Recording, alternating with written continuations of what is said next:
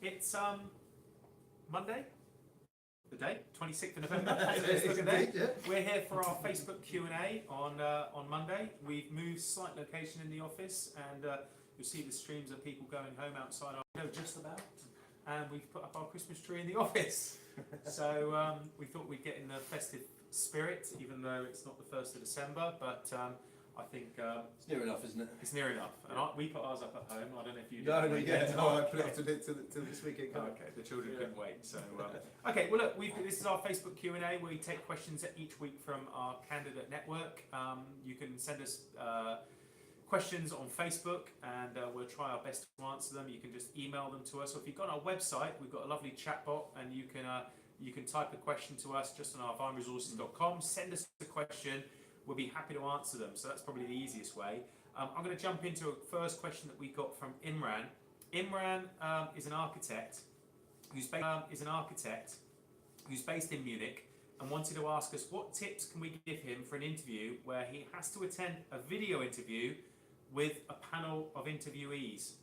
Sorry. So he's got obviously a number of stakeholders that are interviewing him. I think he actually said in the message it's actually a video suite he has to go in. So Okay. some of these companies have those big video suites. What would you suggest to him that can help him prepare for that? Yeah, I think we've both kind of go through the same process previously, and I think just prepare for it as if it's an actual face-to-face interview, because pretty much it is. It's via a video conferencing facility. So dress as you would do for a normal interview.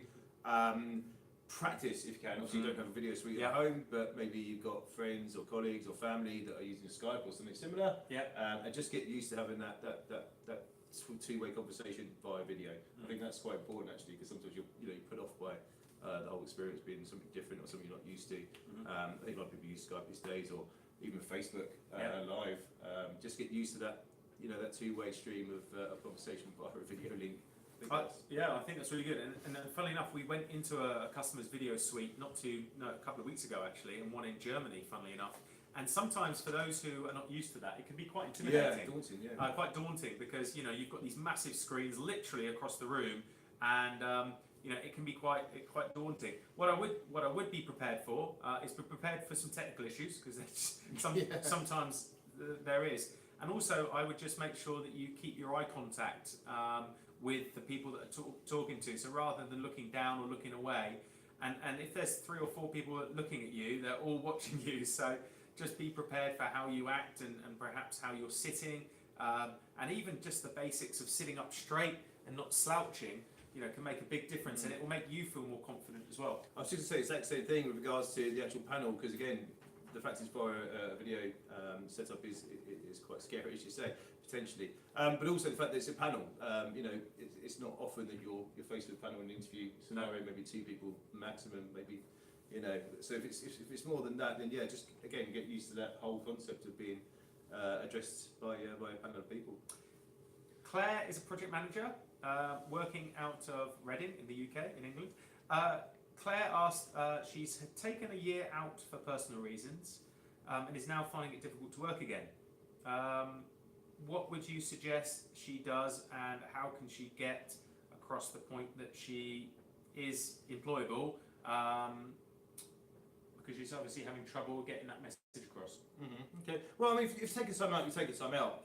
So just be open, upfront about it. Explain what you've been doing, and why you're now of value, or still of value to businesses in your skills arena. I wouldn't be too faced by it. I think I don't know if you're contract or permanent, but I'm guessing permanent. I think because contractors would quite often have a break, and it's not unusual.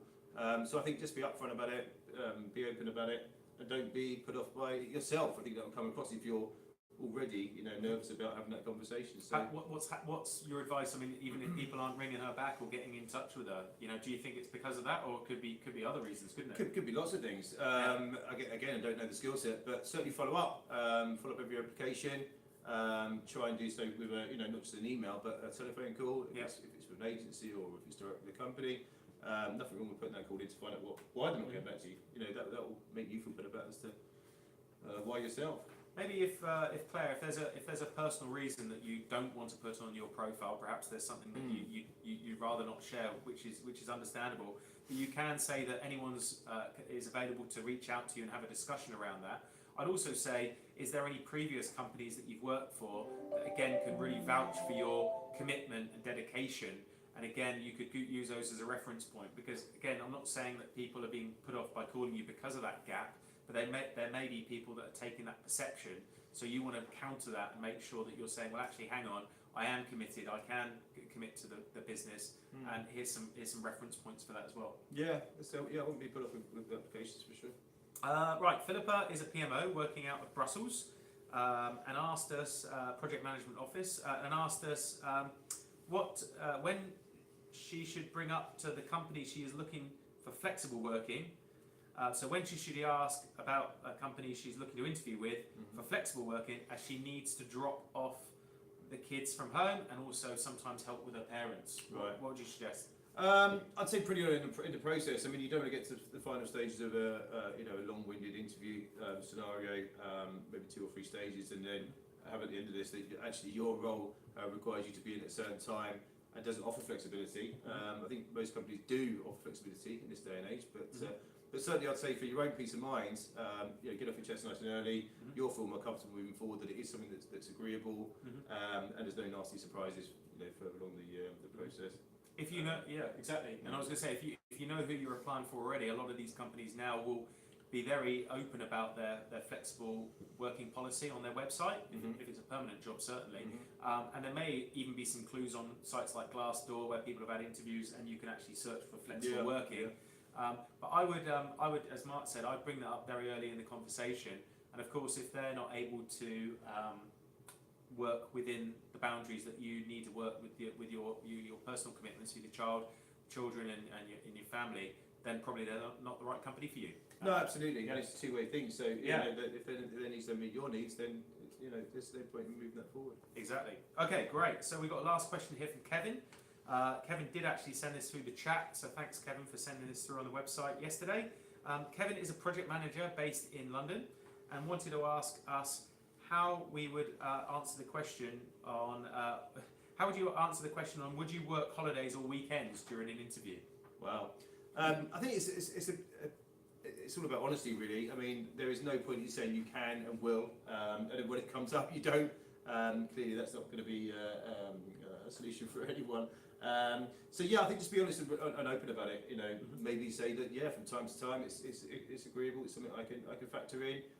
Clearly, if it's not, and you've got things planned for weekends or you've got commitments, then simply I think answer with an honest answer. I can't see it only leading to bad things if you're not completely upfront about what your commitments are or lack of commitments in some cases. As Mark said, and I think again, normally organisations will put in the job spec or the job advert that there may be weekend work or maybe it's even overtime or you might be on call work. So generally people be upfront about it. But if they're not and they ask you in the interview, I'd also understand the reasons why they're asking that and why they need those commitments for the working week and what's the company policy on flexibility, either on having days back or how they pay for those days or what there is from your commitment for doing that. Yeah, that's a good point.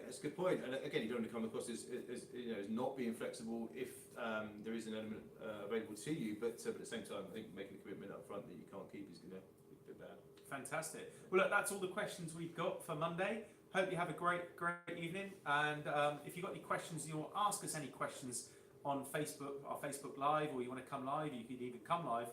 But send us a chat on the website at vineresources.com. And you can send it via any chat questions, and you can also jump on our Facebook page, again, facebook.com/Vine Resources. Have a good evening. Great. And we're finished on YouTube. Goodbye.